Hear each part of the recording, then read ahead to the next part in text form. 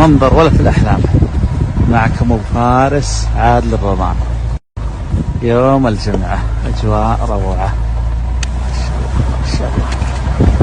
يوم الجمعة 12/4 ما شاء الله ما شاء الله. عادل الرضان مصور اللقطة. عادل الرضان أبو فارس. الله يلا ما شاء الله.